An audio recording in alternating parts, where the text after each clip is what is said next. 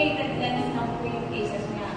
So on the spot po, kailangan po, pero agad siya kasi mapuputi yung mata niya. Hindi titigas yung lens, magiging katarata sa harap ng mata niya. So yung ikaapat po niya, nung na-detect yung nag-glaucoma na, nauwi na sa glaucoma.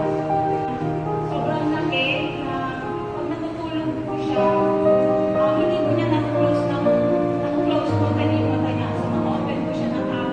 Nag-try na ako gumamit ng iron spec. 2 weeks, lumambo po yung mata niya. Grabe. 2 weeks.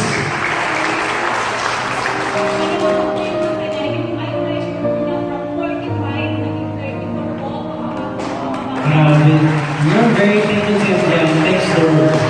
Yeah.